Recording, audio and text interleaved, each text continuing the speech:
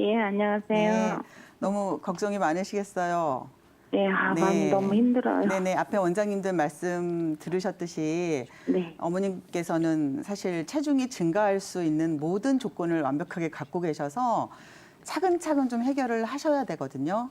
그래서 네. 이제 보통 젊은 사람들 같은 경우는 뭐 주로 밥을 굶고 운동을 하는 형태로 체중 조절을 하는데 어머님은 그렇게 무작정 먹는 거를 줄이거나 그러면은 더 약간 뭐 노화가 뭐 진행이 된다거나 근육이 더 약해져서 관절염이 더 좀 심해질 수 있기 때문에 제가 어머님한테 양 다리가 관절까지 있어갖고 네네. 못 그래서 걸어요. 네 어머니 제가 일단 먼저 조금 어머님 그 상태를 조금 보고 좀 얘기를 좀 네네. 드려볼게요. 관절염 네. 어떻게 수술을 하신 건가요?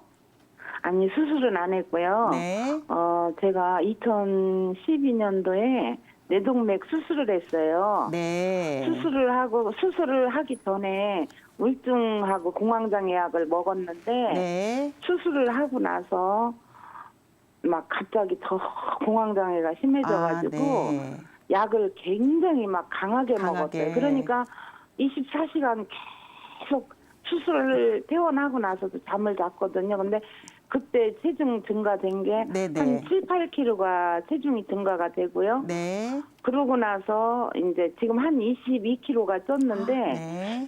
그러고 나서 그때는 다리가 덜 아파갖고 조금씩 이렇게 움직였는데 움직이셨는데 지금은 아예 다리가 체중이 너무 양쪽 많이 다리를 늘어가지고 예, 네네. 그래서 이제 이 머리 아픈 약은 끊고 공황장애 약하고 우울증 약하고 이 다리 관절염 소염제하고 약하고. 이렇게 네네. 먹는데 밥은 많이 못 먹어요. 많이 먹으면 제가 토해요. 소화를 못 시켜요. 소화도 안 되시는 상태잖아요, 그죠? 예, 변비는 없으신가요?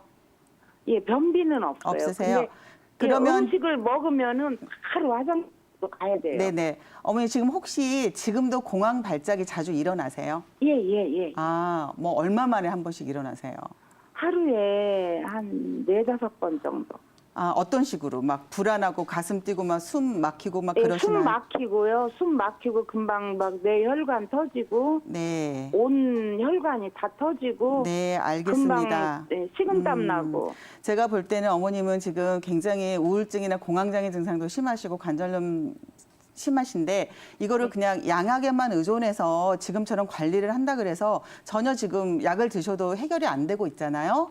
네. 그래서 이거를 양약은 하나하나 증상에 따라서 약을 쓰는데 한약은 이 전체적으로 원인을 찾아요. 제가 볼 때는 순환이 전혀 안 되세요. 위아래가 따로 놀고 소화기도 안 되고 그래서 차근차근 가까운 한의원에 전문적으로 보시는 스님한테 가셔서 소화기 치료해서 위장 기능 개선해서 뭉쳐있는 거 풀어주고 위아래 따로 노는 어떤 그런 순환을 개선을 시켜서 온 몸을 이렇게 전체적으로 소통을 시켜야지 일단 그 우울증이나 공황장애 증상도 없어지시고요. 그다음에 무릎은 무릎대로 그냥 약에 뭐 진통제 소염제 갖고는 아무 의미가 없어요. 직접적으로 그쪽에 뭐 침을 맞는다거나 약침을 맞는다거나 그다음에 더 적극적인 물리치료를 하셔가지고 이거는 지금 양약에만 의존해서는 계속 몸은 더 망가지시고 증상이 하나도 호전이 안 되고 계시거든요. 사실 지금은 치료를 안 되고 있는 상태세요. 그래서 이런 경우는 한의원에 가셔서 종합적으로 몸을 전체적으로 이렇게 보고서 치료를 반드시 하시기를 권해드립니다. 사실 한방에서는 입마름의 원인을 뭐 네. 크게 한 3가지 정도로 볼 수가 있는데 예. 일단 제가 어머님께 좀 여쭤볼게요. 당뇨는 없으신가요? 예. 당뇨는 없으시고 혹시 그 입이 마를 때 예. 입에서 혹시 냄새가 난다거나 그러니까 구내염이라 그래서 입이 자꾸 헐거나 그런 증상은 자주 있지 않으시나요? 그게 네. 비타민 C를 안 먹으면 입이 헐어요. 네, 입 허는 게 자주 있으시죠? 아니 그런데 지금은 비타민 C를 먹어서 입이 안 헐어요. 네. 괜찮아요. 그리고 혹시 가슴이 답답하다거나 뭐 네. 숨을 뭐 자꾸 한숨을 쉬신다거나 아니면 잠들기 힘들거나 꿈을 많이 꾼다거나 이런 증상이 있으신가요? 아니 그런 거 다른 거 다 상관없고 꿈은 좀 꿔요. 꿈은 좀 꾸세요. 네. 네. 소화는 어떠세요? 소화는 잘 돼요. 먹는 뭐 대로. 속 쓰린 것도 없으시고. 뭐 식도염 있다 그랬는데 그런 거 모르겠어요. 아, 식도염은 진단 받으셨고요. 그다음에 이제 피부가 건조하거나 그런 증상은 없으신가요? 피부가 건조해요. 네, 알겠습니다. 그러면 제가 어머님 지금 간단하게 증상을 들었는데 정리를 해드릴게요. 예. 일단 한방에서는 입이 마른 증상을 첫 번째 화로 봐요. 가슴에 예, 화병. 예. 화가 있을 때 당연히 이렇게 인체에서 물하고 불이 있을 때 이렇게 불이 자꾸 이렇게 화가 많으면 물이 마르겠죠.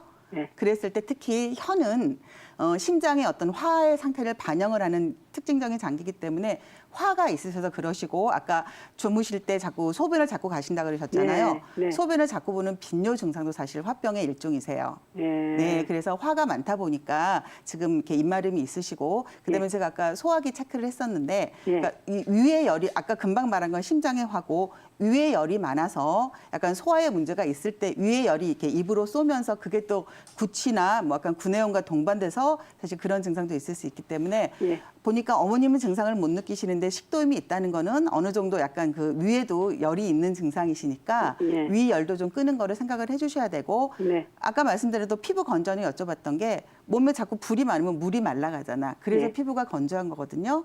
그래서 어머님은 일단 몸에다가 물은 주고 불을 끄는 치료를 하셔야지 돼요. 그래서 그거를 어머님이 하실 수 있는 거는 없고 이제 가능하시면 한의원에 가시면 이거는 별로 어렵지 않게 치료가 되거든요.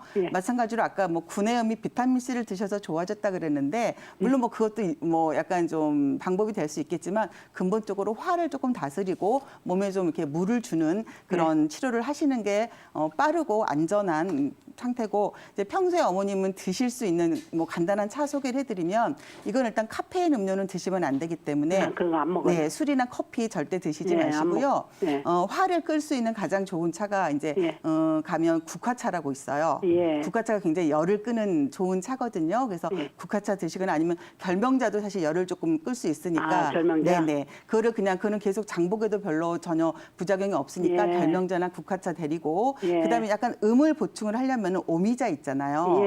오미자차도 세상에 그거는 음을 보충을 해주면서 열을 잡아내리는 어떤 그런 효능이 있기 때문에 오미자차도 괜찮아요. 그래서 그래서 일단 가까운 한의원에 가셔서 일단 위열 그다음에 심장의 화를 내릴 수 있는 치료 받으시고 어머님은 집에서 이렇게 좀 간단한 차 종류로 장복을 하시면 서서히 좋아지실 수 있을 거예요. 어렵지 않아요. 그러면 오미자하고 국화차하고 네, 결명자. 결명자. 네네네. 그리고 뭐 당연히 그러니까 물을 많이 드시면 소변을 자주 가셔서 조금 물을 자제하시는 것도 있는데 사실 입이 마를 때는 물을 많이 드시는 게 좋거든요. 그래서 이게 화가 잡히면 사실 입마름이나 빈뇨나 그게 같이 없어지실 거예요. 앞에서 원장님들 세 분의 의견이 조금씩 좀 방향이 다르신데 방향이 다르다는 거는 그만큼 흉통의 원인이 다양하다는 거거든요. 그래서 제가 혹시 전화 연결이 되면 이제 환자분하고 직접 통화를 해서 좀 체크를 한 다음에 좀 원인을 정확히 말씀을 드리려고 그랬는데 전화 연결이 안 돼서 저도 그냥 일단 만약에 지 원장님처럼 근육의 문제라 그러면 그냥 보통 담 결렸다고 얘기를 하죠. 그럴 때는 사실 침 치료나 봉침 치료가 가장 효과가 있습니다. 그래서 이게 근육적인 문제라면 한의원에 가셔서 침 맞으시고 조금 더 적극적으로 봉침이나 약침을 맞으시면 훨씬 빨리 좀 해결이 되실 수 있고요.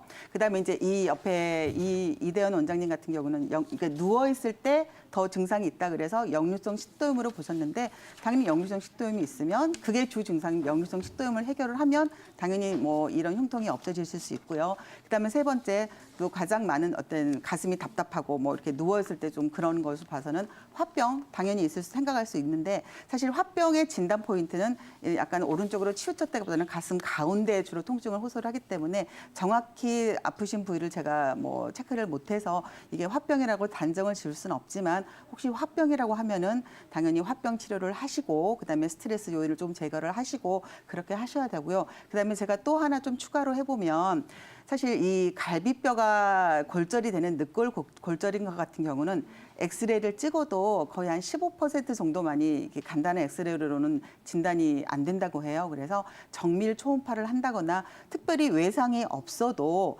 피로골절이라 그래서 연세가 드시면 이런 근육이나 그 늑골을 감싸고 있는 뭐 연골 그다음에 그런 근막들이 약해져서 피로골절이라고 해서 아무런 이유 없이 또 골절이 되는 경우도 있거든요. 그거는 단순히 엑스레이로는 진단이 안 되고 정밀 초음파를 한다든지 이런 식으로 하셔야 되니까 혹시 그런 늑골 골절, 피로골절이 있으시면 그 주변에 어떤 그 둘러싸고 있는 근막이라든지 근육이라든지 인대가 조금 더 손상을 받으실 수 있으니까 사실 그런 경우는 그거가 치료가 안 되면 좀 힘드실 수 있어요. 그래서 그럴 때는 전체적으로 그거를 좀 보충을 할 수 있는 좀 한약을 드신다거나 그다음에 전체적으로 혈액순환을 촉진하는 그다음에 면역력을 조금 높일 수 있는 그런 한약 치료를 조금 겸하시면 훨씬 좀 치료가 좀 도움이 되실 것 같습니다. 네, 공진단이 굉장히 좋은 약이지만 혹시 몸에 세균이나 바이러스가 감염된 상태에서 항생제를 쓸 때는 공진 공진단 드시면 안 되고요.